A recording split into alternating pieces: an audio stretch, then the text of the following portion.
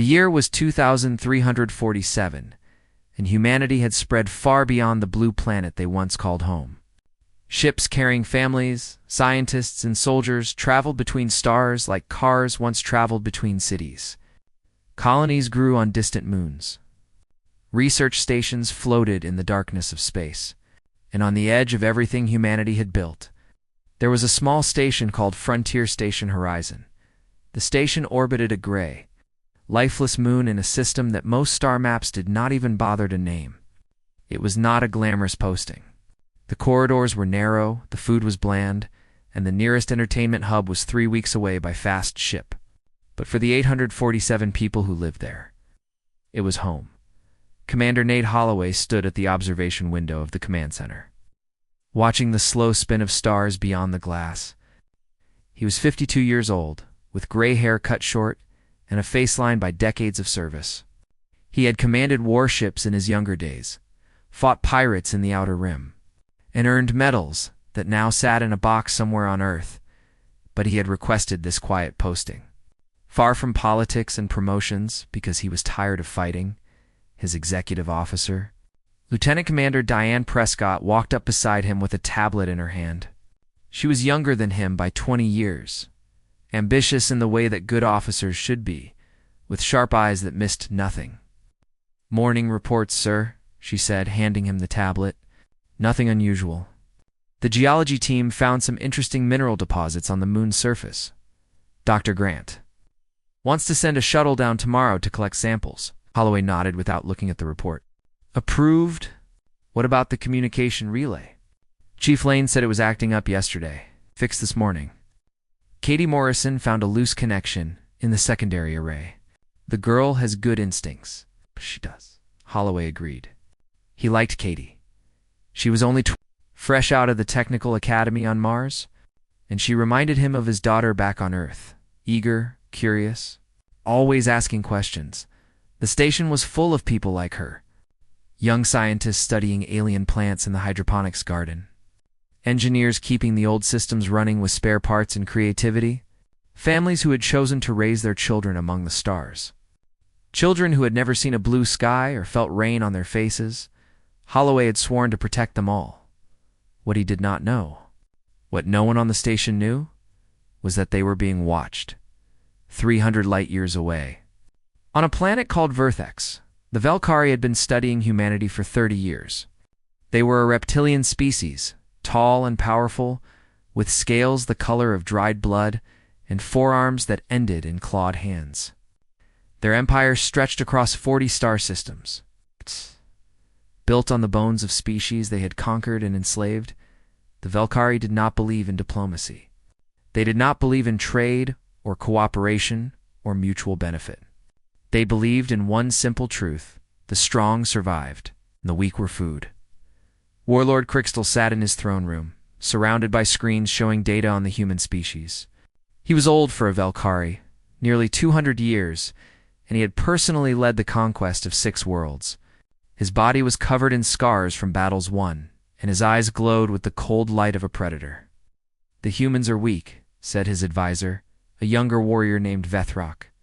"They value individual lives. They mourn their dead. They waste resources on those who cannot fight." Crystal made a sound that might have been laughter. "They spread quickly, like vermin. Their technology is crude, but improving. If we wait too long, they may become a threat. Then we do not wait." The decision was made in that moment, without debate or hesitation. The Velkar would strike at the human outpost on the edge of their space. They would kill everyone there, record the slaughter, and send the message to the human colonies. Fear was a weapon, and the Velkari had wielded it against 100 species before. On Frontier Station Horizon, life continued as it always did. Dr. Samuel Grant spent his mornings in the xenobiology lab, studying samples of Velkari tissue that had been collected from a crashed scout ship years ago. He was fascinated by their biology, by the efficiency of their four-armed bodies, by the way their scales could shift color to blend with their surroundings. He did not know that his research subjects were about to become his executioners. In the hydroponics garden, a botanist named Linda Harper was teaching 3 teenage students about alien plant life. The garden was her pride and joy, a green oasis in the metal heart of the station. She had grown vegetables that could survive in low gravity, flowers that bloomed in artificial light, and trees that would someday be planted on terraformed worlds. Plants are patient, she told her students. They do not rush. They grow slowly, adapting to their environment, finding ways to survive. There is a lesson in that for all of us. Students listened politely, though their minds were on other things.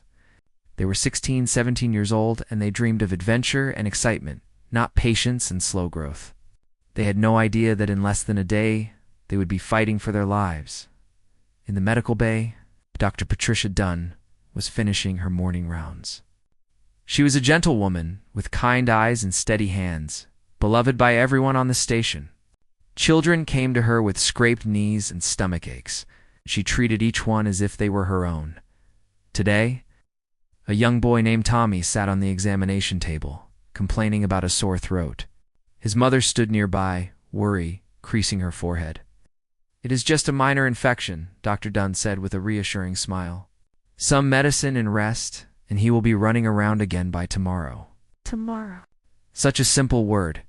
Such an impossible promise. In her small quarters near the communication center, Katie Morrison was finishing her shift. She had noticed something strange that morning. A burst of encrypted signals from beyond the asteroid field, but Chief Lane had told her not to worry about it. "Background radiation," he said.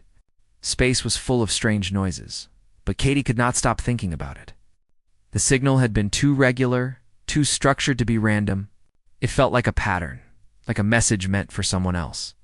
She thought about reporting it again, going over Lane's head to Commander Holloway. But she was young and new, and she did not want to seem paranoid. So she filed her report, noted her concerns, and went to bed. 8 hours later. She would wake to the sound of alarms and the screams of the dying. The Valkyrie fleet was already moving. 12 warships, each one bristling with weapons, slid through the darkness of space toward the unsuspecting station. They had disabled their engines and were drifting on momentum alone, invisible to sensors. Patient as predators waiting for the perfect moment to strike. On the lead ship, Crixtal watched the distant glow of Frontier Station horizon grow larger in his view screen. He felt no excitement, no anticipation. This was not a battle. This was a message. It's written in blood and fire and death. The humans would learn their place in the galaxy, or they would be erased from it entirely. The stars continued their slow spin, indifferent to the violence about to unfold. And on the station, 847 people slept and worked, and dreamed of futures they would never see. The attack came at 0347 hours. Station time, when most of the crew was asleep and the corridors were quiet. There was no warning, no demand for surrender, no attempt at communication. One moment the stars were peaceful, and the next moment the sky was on fire. Katie Morrison was dreaming about her mother's garden back on Earth when the explosion threw her from her bed. She hit the floor hard, her ears ringing, her mind struggling to understand what was happening. The lights flickered and died, replaced by the angry red glow of emergency power. Through the walls, she could hear screaming. She grabbed her uniform and ran in the command center. Commander Holloway had been reviewing supply reports when the first plasma blast tore through the station's outer hull. The impact knocked him off his feet, and he felt something hot and wet running down his face. Blood. He touched his forehead and found a deep gash where he had struck the console, but there was no time for pain. Alarms were screaming throughout the station, and his crew needed orders. "All hands, battle stations?" He shouted into the intercom, though he knew it was already too late. Through the cracked view screen he could see the shapes of enemy warships, their hulls painted the color of old blood, their weapons charging for another volley. This is not a drill. We are under attack. Security teams to defensive positions. All civilians to the emergency shelters. Lieutenant Commander Prescott arrived seconds later, her face pale, but her voice steady. "Sir, we're counting 12 hostiles. Velkari configuration. They're jamming our long-range communications." Get a distress beacon out on every frequency we have. Someone will hear it. The nearest fleet is 6 days away." Holloway looked at her, and in that look was everything he could not say. They both knew what 6 days meant. They both knew that help would not arrive in time. "Then we hold as long as we can," he said, "and we make them pay for every inch." Throughout the station, chaos erupted. Families grabbed their children and ran for the shelters, only to find the corridors blocked by debris and fire. Engineers fought to seal hull breaches while the station groaned and shuddered around them. In the medical bay, Dr. Dunn was treating the first wave of wounded when the ceiling collapsed. She was holding young Tommy when it happened. His mother had gone to find his father, promising to return. In minutes, when the metal beams came down, Dr. Dunn wrapped her body around the boy, trying to shield him from the worst of it. The impact broke her spine, but she did not let go. They found them hours later, still together, still holding on. Neither had survived. Security Chief Marcus Webb was a large man with a calm voice and steady hands.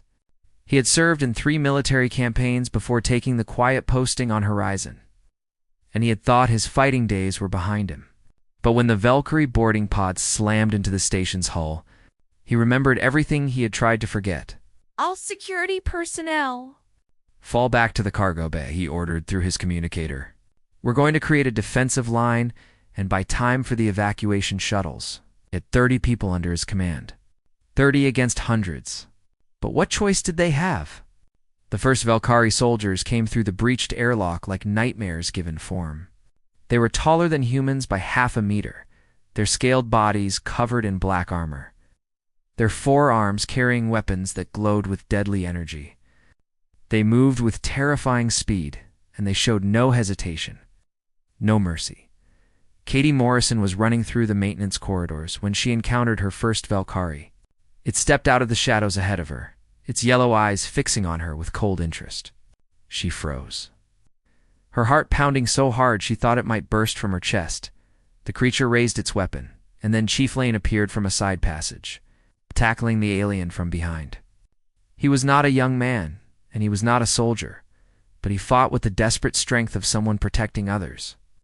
"Run," he screamed at Katie. "Get to the shuttles." She ran. Behind her, she heard the sound of weapons fire, then silence. She did not look back. In the hydroponics garden, Linda Harper was guiding her students to a storage container hidden behind the alien trees. It was small and cramped, designed to hold equipment, but it was also hidden from casual view. "Get inside," she told them, her voice calm despite her terror. "Stay quiet. Do not come out until someone you trust tells you it is safe." "Ms. Harper, what about you?" one of the students asked, a boy named Peter with frightened eyes. "I will lead them away from you. I will make noise, draw their attention. You just stay hidden." She closed the container and walked toward the garden's main entrance. She picked up a metal pole from the ground, not because she thought it would help against Valkyrie weapons, but because she refused to die empty-handed. They came for her minutes later.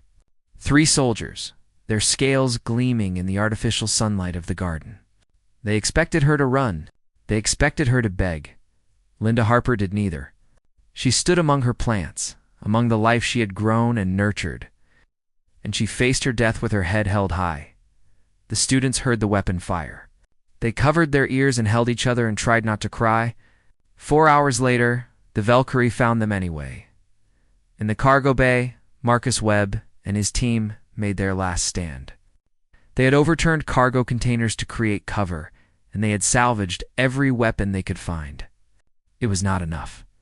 It would never be enough. "Hold the line," Webb shouted as the first wave of Velkar charged their position. "Make every shot count." They fought for 47 minutes. They killed dozens of the enemy, and one by one, they fell. 2 evacuation shuttles managed to launch during the battle. They carried 63 survivors, people who might have lived to tell the galaxy what had happened. But the Valkyrie warships were waiting, and their weapons were precise. Neither shuttle made it beyond the asteroid field. Commander Holloway was the last officer standing in the command center. Prescott had died defending the door, and most of his bridge crew lay dead at their stations.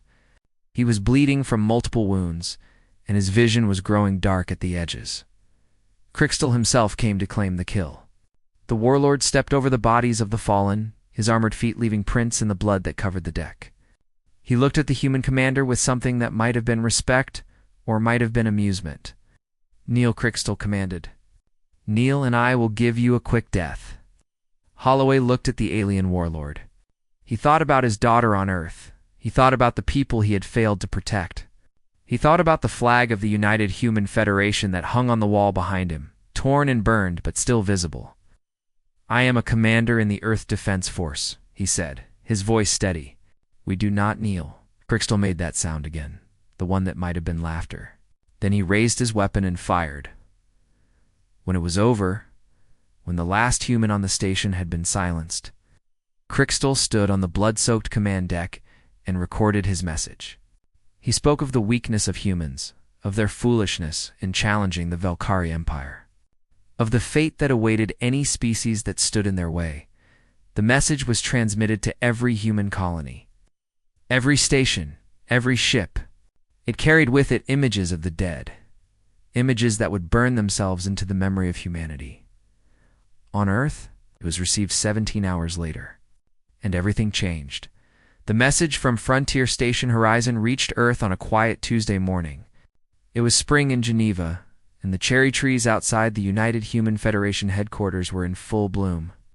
Birds sang in the gardens. Children walked to school. The world was peaceful. And then it was not.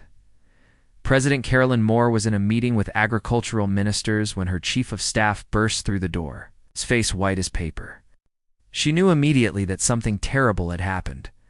In 30 years of politics, she had learned to read faces, and has told her that the world had just changed forever. They moved to the secure briefing room, where military officers and intelligence analysts were already gathering. The main screen showed the recording from Crystal, his reptilian face twisted with contempt as he spoke of human weakness. Around him, the bodies of the station's crew lay scattered like broken dolls. No one spoke as the recording played. No one could. When it ended, Moore looked around the room. She saw shock on some faces, grief on others. But what she saw most of all was anger. A cold, burning anger that she recognized because she felt it too. "How many?" she asked, her voice barely above a whisper. 847 confirmed dead. "Madam President," said Admiral Victor Kane. He was the commander of Earth's defense forces. A 60-year-old man with white hair and eyes that had seen too much. Men, women, and children. The youngest was 4 years old. 4 years old? Moore closed her eyes and saw her own grandchildren, safe in their beds, unaware that monsters existed in the universe. Kane stepped forward to the tactical display. "The Velkari homeworld is approximately 300 light-years from here, in a system they call Vertex. Our intelligence suggests they have a fleet of approximately 600 warships with another 200 in reserve. Their ground forces number in the millions, and we have 212 combat-ready vessels, Madam President. If we pull ships from every colony and station, we might raise that to 250. Someone in the back of the room made a small sound of despair. They were outnumbered nearly 3-1.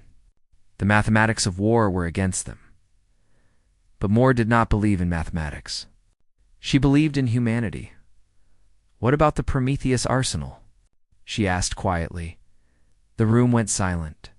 The Prometheus arsenal was humanity's darkest secret, a collection of weapons developed in secret laboratories on the moon. They had never been used, never been tested on living targets. They existed only as a last resort, a final option against threats that could not be defeated by conventional means. Kane met her eyes. "Madam President, if we deploy those weapons, there will be no going back. The galaxy will know what we are capable of. Every species will fear us." "They already know what the Velkari are capable of," Moore replied. "They watched for 30 years while the Empire conquered and enslaved. They did nothing." "Fear is not always a bad thing, Admiral. Sometimes fear is the only thing that keeps monsters in check." The decision was made that night in a closed session of the Federation Council. The vote was not unanimous, but it was overwhelming. Humanity would respond to the massacre with everything it had, in the orbital shipyards above Mars. Workers who had never seen combat prepared for war. They loaded weapons and supplies, ran diagnostics on engines and shields, and said goodbye to families they might never see again. The shipyard worked around the clock, 3 shifts running without pause. Because there was no time to waste, Captain Elizabeth Harmon received orders while she was eating dinner in her quarters aboard the Resolute. The Dreadnought was the largest ship in the human fleet, a vessel 3 kilometers long with weapons that could crack a planet's crust. She had commanded it for 2 years. But she had never expected to use it in actual combat. She had even less expected to learn that. Her brother was dead. The notification had come separately from the military briefing, a personal message from the casualty office. Kevin Harmon, age 37, maintenance technician, killed in action at Frontier Station Horizon. No remains recovered.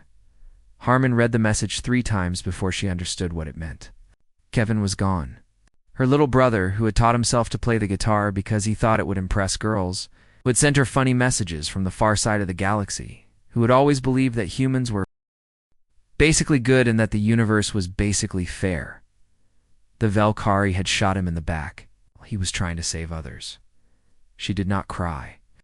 There would be time for tears later, after the job was done. Instead, she went to the bridge and began preparing her ship for war on Luna.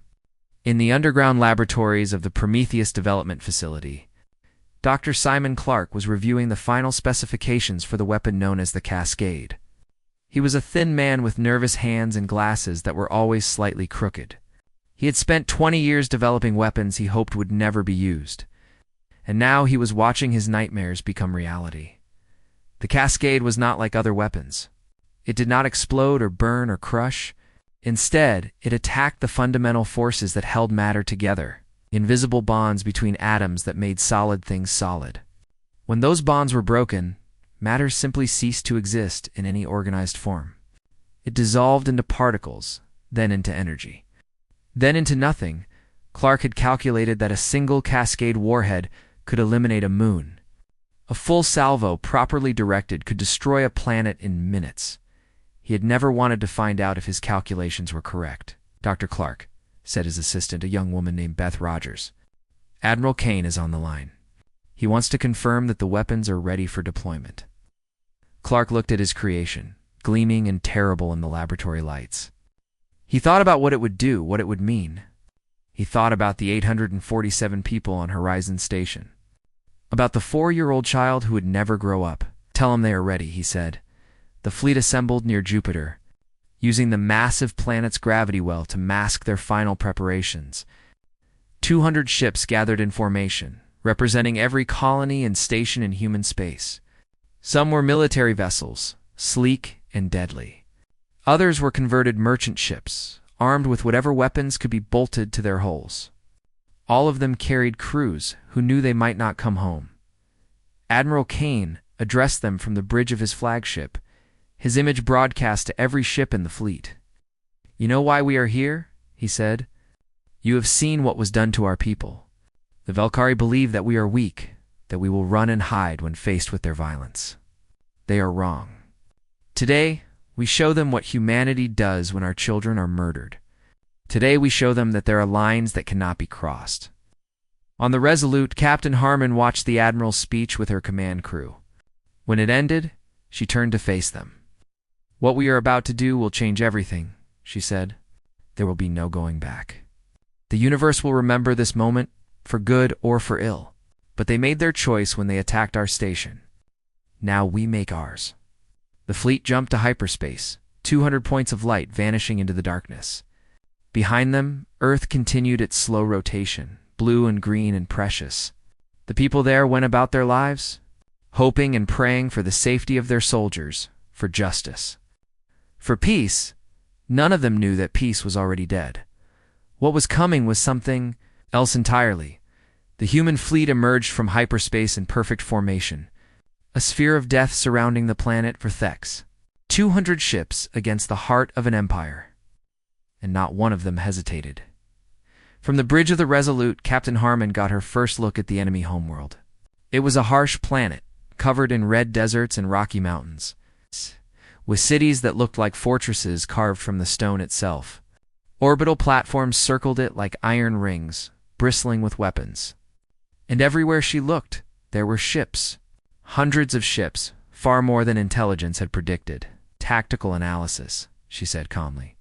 Her first officer, Commander Jake Preston, studied his screens with grim focus.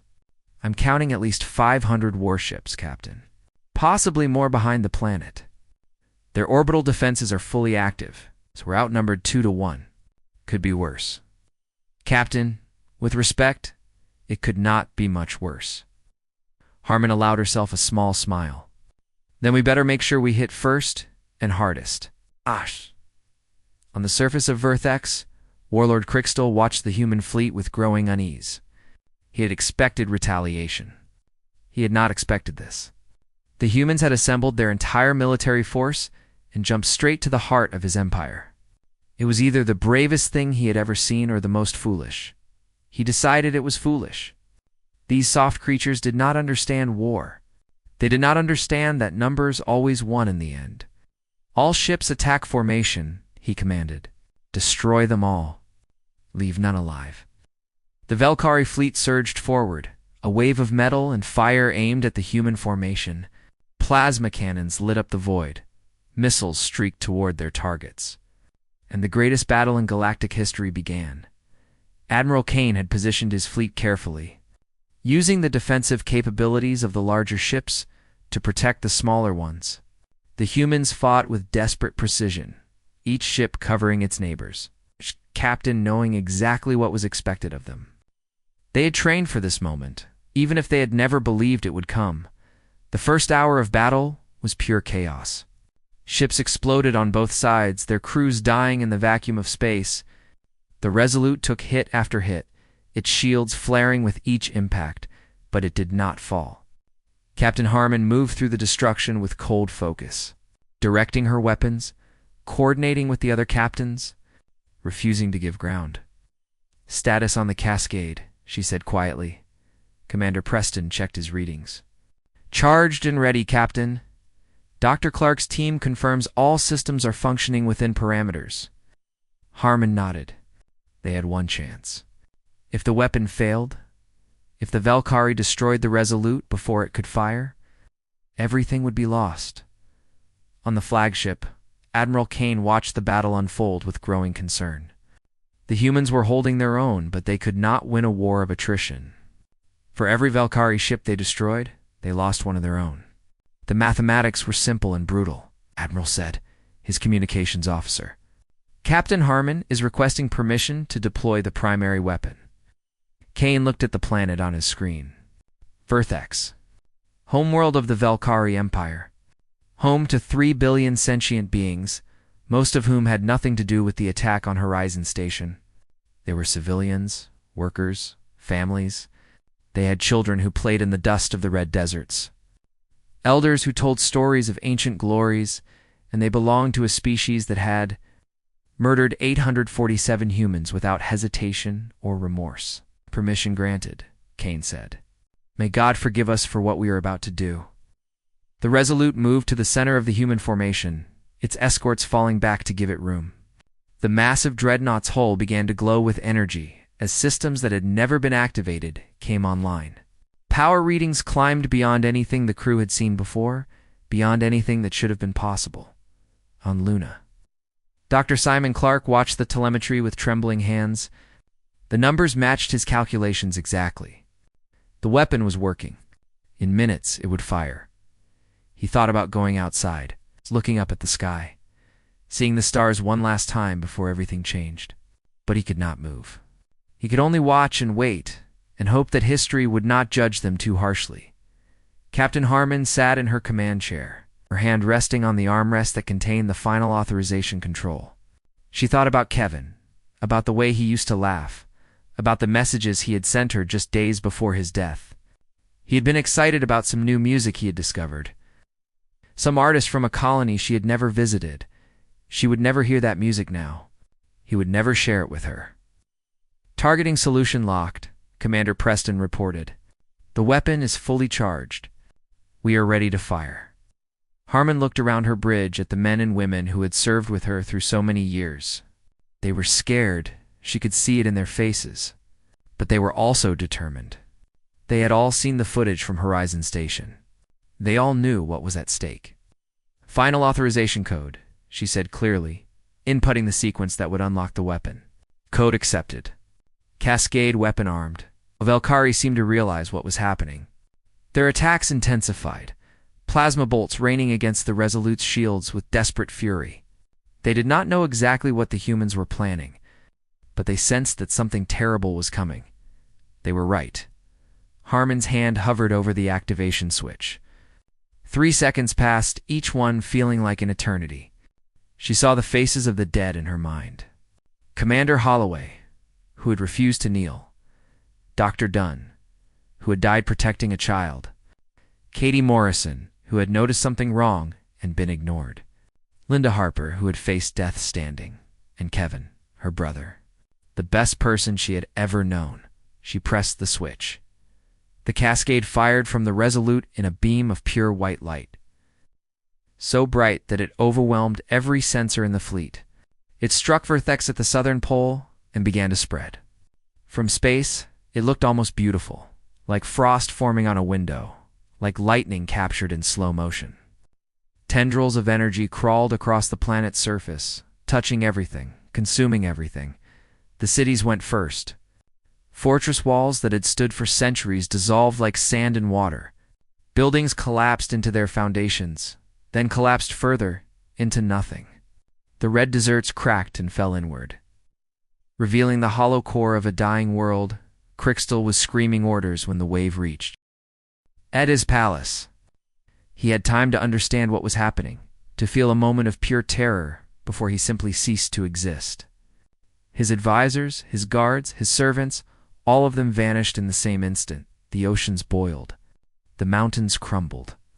The atmosphere caught fire and burned away into the void. 14 minutes after Captain Harmon pressed the switch, Vertex was gone.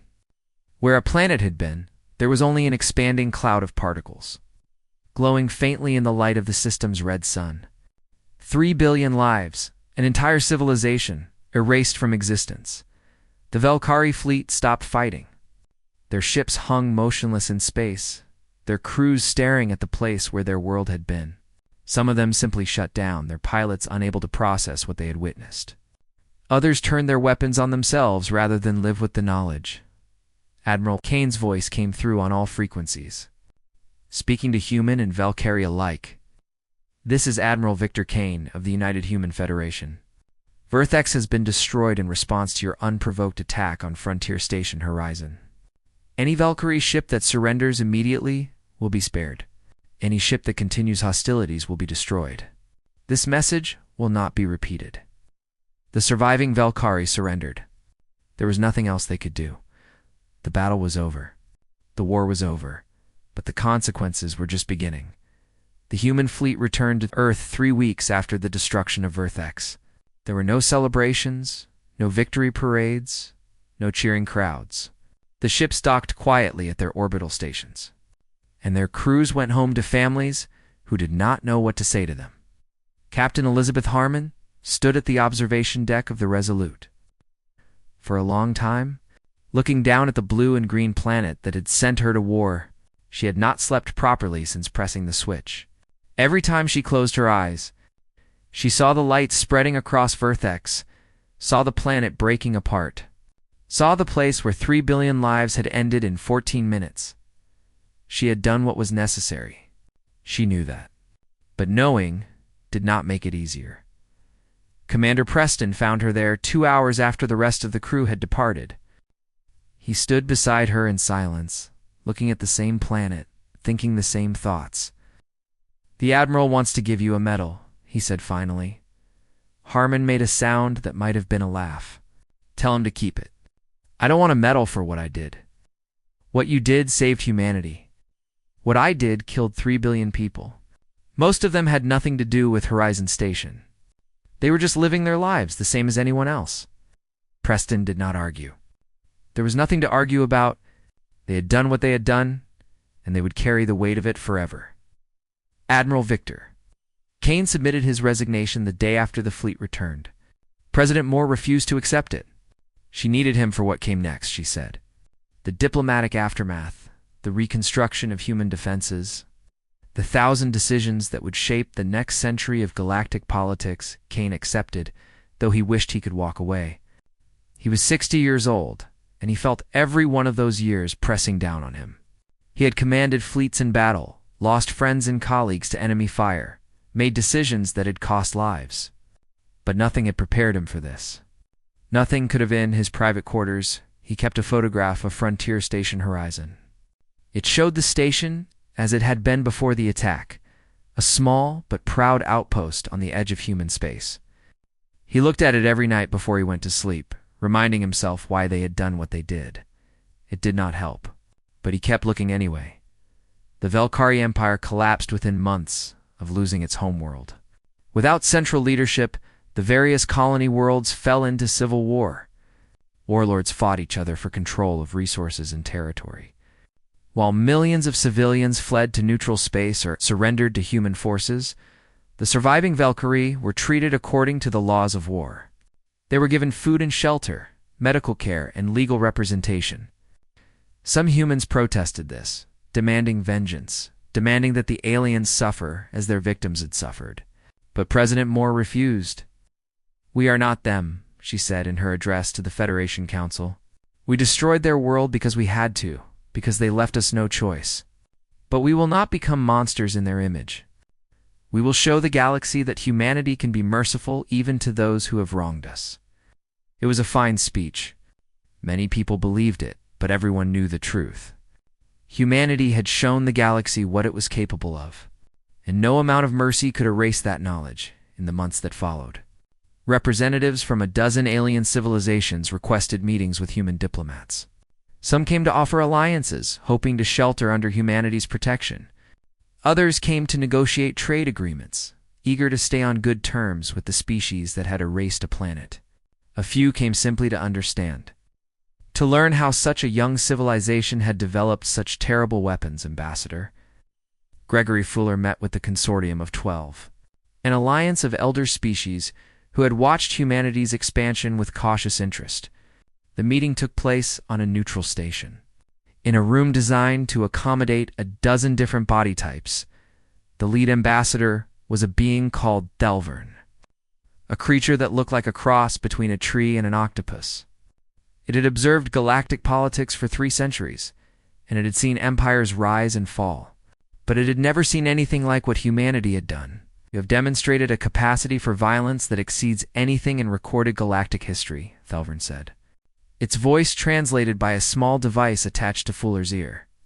"A single ship destroyed an entire world. We must ask, will you use this weapon again?" Fuller had prepared for this question. He had spent weeks with advisors and speechwriters, crafting the perfect response.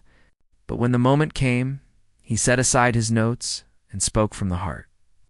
"We did not start this war," he said. "We built our colonies in peace. We extended offers of friendship to every species we encountered.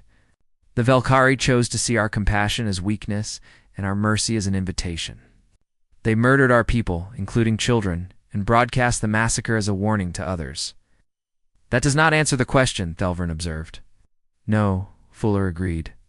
"It does not, because the answer depends on you, on all of you. Humanity will not be subjugated. We will not be slaughtered like animals. If there are those who would prey upon us, who would murder our children and call it strength, they should remember what happened to Verthex." He paused, letting the weight of his words fill the room. "But if there are those who wish to live alongside us, to trade and learn and build together, they will find no better friends in the galaxy.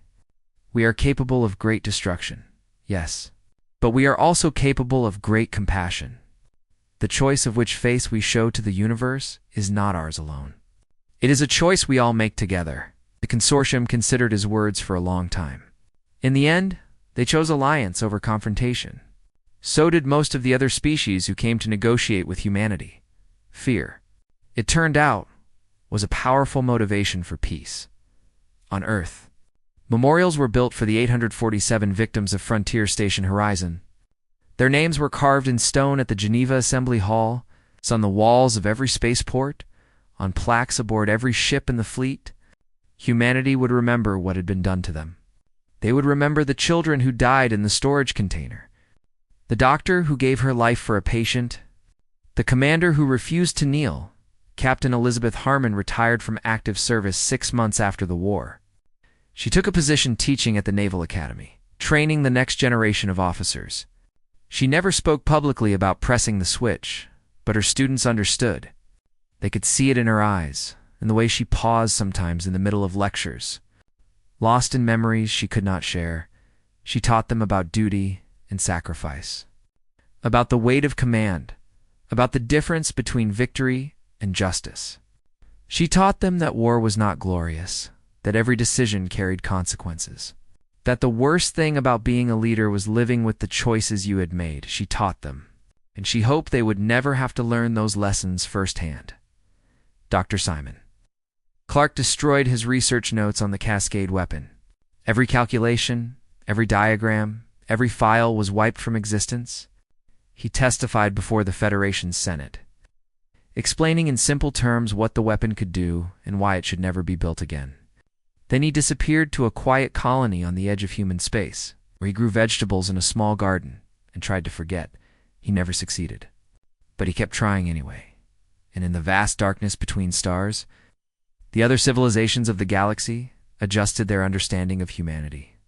The young species from the third planet of an ordinary star was no longer a curiosity to be observed. They were a power to be respected. They had shown that they could build and create and dream, but also that they could destroy on a scale that terrified even the oldest races. Humanity was neither good nor evil. They were simply human, capable of compassion and cruelty, of love and hate, of building worlds and erasing them.